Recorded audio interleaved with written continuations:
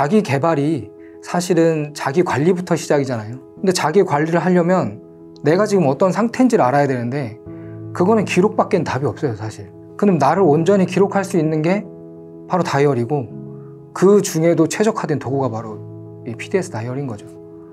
문득 이런 생각을 해봐요. 내가 오늘 하루가 다시 주어져서 아침부터 똑같은 상황이 반복돼서 내 선택만 바뀌는 삶을 다시 살 수 있다면 이거보다 나은 삶을 살았을까?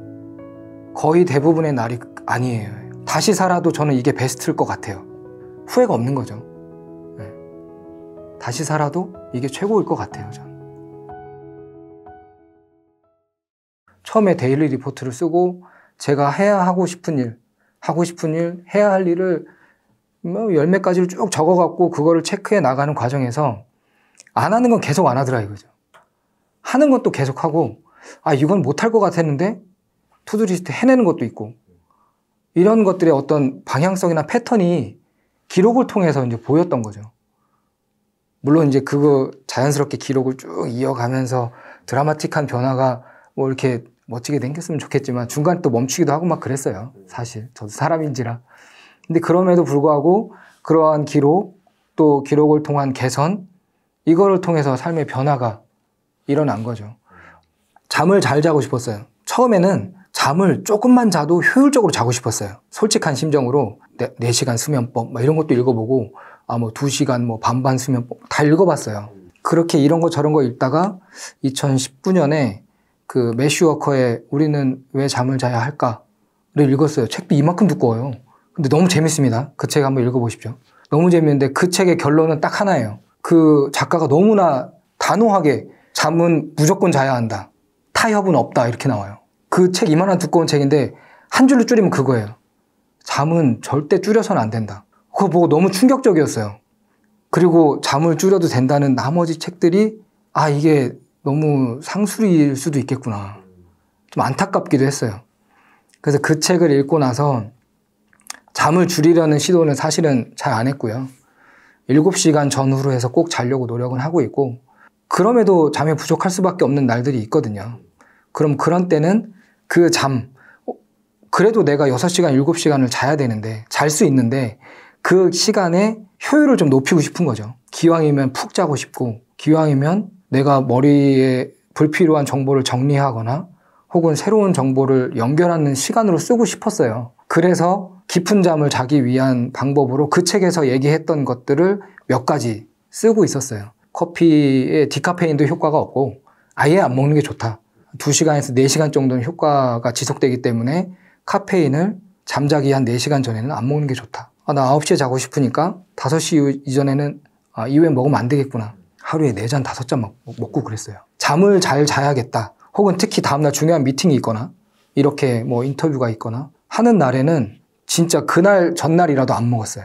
왜냐하면 푹 자야 되니까. 그래서 그런 거를 포기할 때 사실 그런 생각을 했어요. 지금 너무 행복하지만 그걸 먹으면, 근데 이걸 먹으면 어떻게 될지를 그동안의 시뮬레이션을 통해서 알고 있잖아요. 분명히 밤에 뒤척일 거고, 밤에 잠이 안 와서 심장 두근거릴 거고, 그렇게 잘 못 자면 새벽에 늦잠 잘 거 가능성이 크고, 그럼 늦잠 자면 사실 개운하지도 않아요. 머리는 또 무거울 거고, 그럼 그 다음날 또 미팅이나 행사가 망칠 수도 있다는 그 일련의 프로세스가 4시 반에 커피를 잡으러 갔다가 쭉 떠오르는 거죠. 그러면 그냥 물 먹고 조금 참고 하는 거죠. 우선순위가 명확해지면 그 우선순위로 인해서 발생할 결과를 예상할 수 있기 때문에 그 결과로 초래할 부작용도 알 수 있거든요. 반대로. 그럼 그 부작용을 피하고 싶죠. 그 결과를 최고치로 높이고 싶죠. 그러면 어느 정도 참을 수 있어요. 몇 년 전에 있던 친구를 최근에 만났는데 저한테 몇 년 전에 있는 친구인데 얼굴이 좋아졌다는 얘기를 하더라고요. 피부가 좋아졌다는 얘기를 하고. 생각해보니까 그때에 비해서 좋아진 것 같아요. 잠 때문이고 또 이러한 생각 때문에 스트레스도 좀 덜 받는 것 같아요. 앞으로도 더 나아지기 위해서 포기해야 될 것들이 많죠. 근데 아깝다는 생각은 안 합니다. 왜냐하면 그거 조금 내려놓고 더 많은 거 얻을 수 있기 때문에, 또 그거를 확신하고 있기 때문에, 그래서 어떻게 보면 자기 관리하고 자기 개발하는 것 같아요. 좀 귀찮고 힘들지만 계속 해나갈 수 있는 힘이 그건 것 같아요. 미래에 대한 기대, 그 미래 행복에 대한 그런 확신, 그 바탕에는 과거에 대한 기록으로 만들어진 시뮬레이션이 있겠죠. 그게 바로 이 다이어리를 통해서 확인할 수 있는 거고요. 그래서 저는 계속적으로 자기 개발을 하고 있다고 생각을 해요. 뭐 푸시업을 10개에서 20개로 계속 늘리지 않으면 멈춰 있는 건가? 이런 생각은 이제 안 하거든요. 몸이 안 좋을 때는 운동도 쉬고요. 잠에 더 집중을 하고, 또 컨디션이 괜찮을 때는 책을 볼 시간이 있어도 밖에 나가서 야외 활동을 하기도 하고요. 제가 할 수 있는 범위 내에서 저는 계속적인, 지속적인 자기 개발을 하고 있다고 생각을 하고, 또 그러한 힘을 주고 용기를 주는 게 또 이 PDS 다이어리이기도 해요. PDS라는 게 사실은 그 경영관리 기법의 PDCA를 약간 좀 변형시킨 느낌이거든요. 그 PDCA가 똑같아요. 플랜, 두, 체크, 액션. 그래서 PDCA인데 경영관리 기법에서 PDCA도 마찬가지예요. 계획 세우고 실천을 해보고 거기에서 개선할 점을 찾아보고 다시 액션을 하는 거거든요. 근데 여기서 핵심은 맨 끝에가 왜 두가 아니고 액션이야 이거예요. PDCD가 아니고 PDCA란 말이죠.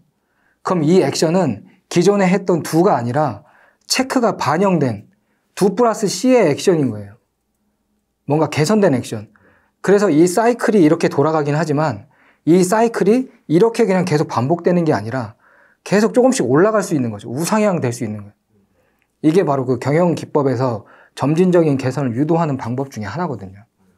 근데 이 PDS 다이어리가 이거를 뭐 알고 설계하셨겠지만 굉장히 잘 담겨 있다고 생각을 했어요. 처음에 봤을 때도. 그래서 이 C 부분을 저는 그 체크 플러스 액션으로 최대한 활용을 하려고 하는 거죠. PD까지는 대부분 해요. 사람들이 하다못해 마트 갈 때 뭐 장보기 목록까지는 적잖아요. PD까지는 대부분 해요. 그렇게 어렵지 않아요. 근데 과연 체크하고 다시 그 체크한 개선된 내용을 반영해서 자기를 바꾸려고 노력하는 사람이 얼마나 있겠냐. 근데 이 다이어리의 C 부분은 그걸 하기에 너무 최적화되어 있는 거예요. 칸도 일단 넓고 거기에 몇 가지만 적어도 돼요. 오늘 있던 줄 중에 개선할 거 한두 개. 그리고 여기서 내가 뽑아낸 개선 사항 한두 개. 그리고 내일 어떻게 살지 한두 개 정도만 적어도 충분하거든요. 그러니까 저는 그렇게 지금은 활용하고 있어요. 그래서 그렇게 하다 보면 때로는 흔들리겠죠. 저도 다이어리를 쓰다가 멈추기도 하고 다시 쓰고 저만 사는 것도 아니니까 세상에 어떤 일이 생길지 어떻게 알겠어요. 분명히 흔들리고 주저앉기도 하고 멈춰서기도 할 것 같아요. 근데도 이제는 예전만큼 두렵지 않은 거죠. 걱정이 덜 하는 거죠. 내가 이제 넘어지거나 멈춰설 걱정은 예전보다는 훨씬 덜해요. 왜냐하면 나는 C를 할 수 있으니까, 그렇게 해낼 거니까 라는 믿음이 있는 거예요. 그 믿음은 또 마찬가지로 과거에 제가 했던 그걸 보면서 그래 나는 할 수 있지. 그래 난 이때도 할 수 있고 아마 미래도 할 수 있을 거야 라는 믿음이 생기는 거예요. 아마 이걸 안 썼으면, 기록을 안 남겼으면 뭐 생각적으로는 했을지 몰라도 명확하진 않았겠죠. 이거는 그 자신감이나 기대가 아니라 약간 좀 희망만 있었을 것 같아요. 그래도 앞으로도 잘 살지 않을까? 아니면 소망? 잘 살았으면 좋겠다? 근데 이제 요거를 자꾸 쓰면서 좀 명확하게 좀 기대하게 되고 좀 자신감을 갖게 되는 것 같아요. 그러면서 때로는 주저앉더라도 다시 우상향으로 나아갈 수 있을 것 같아요. 그 마지막에 대한 인식인 것 같아요. 언젠가 끝이 난다. 끝이 있다. 한정적이다라는 생각이 꾸준하게 하는 오히려 비결인 것 같아요. 꾸준하다는 건 사실 끝이 없다라는 생각을 가지고 반복하는 거거든요. 근데 그거의 밑바탕에는 저는 사실 그 끝, 언젠가는 삶이 끝나고 언젠가는 이런 힘든 과정이 끝날 거라는, 고통이 끝날 거라는 거에 대한 인식이 있어요. 오히려 그렇게 역설적으로 끝을 인식하는 게 꾸준함을 지속하는 비결인 것 같아요. 조금 더 말씀을 드리면 그 고통이라는 게 사실 인식을 해야 고통이거든요. 아, 힘들어, 힘들어라고 내가 느껴야 그게 고통인데 그 고통에도 끝이 있다고 생각을 해요. 물론 삶이 끝나면 고통도 끝나겠지만 그게 아니라 내가 어느 순간에는 이걸 고통이라고 느끼지 않는 순간이 오더라고요. 너무나 당연하게 느끼는 순간이 와요. 귀찮지 않는 순간이 오고 그런 고통에도 분명히 끝이 있다. 조금 바꿔 말하면 그게 이제 습관이 되고 루틴이 되는 거죠. 내가 이걸 해야지라고 많은 에너지를 쓰거나 집중하지 않아도 자동적으로 할 수 있는 단계가 분명히 올 거다. 그 고통의 끝이 분명히 올 거다라는 인식이 있기 때문에 오히려 꾸준함을 이어갈 수 있는 것 같아요. 내가 오늘 영어 공부하는 건 귀찮지만 내일은 조금 덜 귀찮을 거야.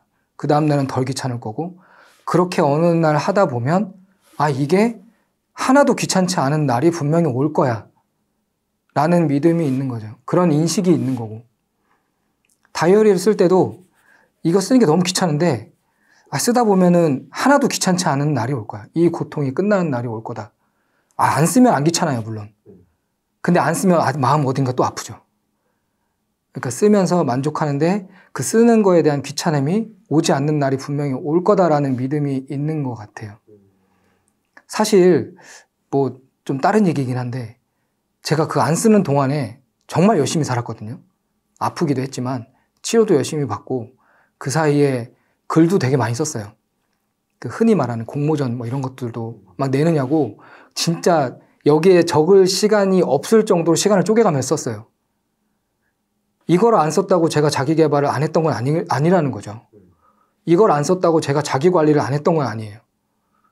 오히려 이것보다 효과적이진 못했겠지만 더 많이 했을 거예요. 더 효율은 떨어졌던 것 같아요. 잠도 좀 못 자고 뭐 그랬긴 했지만 아무튼 이거를 쓰고 안 쓰고가 자기 개발을 했다 안 했다라는 건 아닌 것 같고요.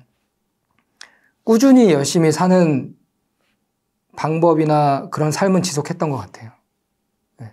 그 꾸준함에 대한 비결은 어떻게 보면 끝에 대한 인식이라고 생각합니다. 열심히 살았다는 느낌이 들 때가 있잖아요. 내가 최선을 다했나? 내가 진짜 열심히 살고 있나? 라고 이렇게 의문이 들 때가 가끔 있어요. 요즘에 최근에 가끔 그런 생각을 많이 했어요. 왜냐하면 옛날처럼 뭐 운동도 열심히 하지 않고 사실 책도 옛날처럼 보지 않고 뭐 그렇다고 뭐 공부를 막 미친 듯이 하는 것도 아닌데 과연 내가 열심히 사는 건가? 이렇게 어떻게 보면 대충 살아도 되나? 옛날에 비해서 그런 생각을 하다가도 문득 이런 생각을 해봐요. 내가 오늘 하루가 다시 주어져서 아침부터 똑같은 상황이 반복돼서 내 선택만 바뀌는 삶을 다시 살 수 있다면 이거보다 나은 삶을 살았을까? 라는 질문을 스스로 해보면 거의 대부분의 날이 아니에요. 다시 살아도 저는 이게 베스트일 것 같아요. 제가 오늘 이렇게 인터뷰를 하고 있지만 만약에 기회가 주어져서 다시 일정을 잡고 할 방법이 있다. 아니면 인터뷰를 다시 할 기회가 주어진다 해도 저는 짐을 바리바리 싸서 미리 와서 다른 일정과 겹쳐서 이렇게 인터뷰 대본을 연습했을 것 같아요. 이것보다 더 많이 열심히 살진 않았을 것 같아요. 못할 것 같아요. 다시 살아도 이게 최선일 것 같은 느낌이에요. 그래서 저는 이게 최선을 다하고 있는 거라 생각이 들고 후회가 없는 거죠. 네. 다시 살아도 이게 최고일 것 같아요, 저는.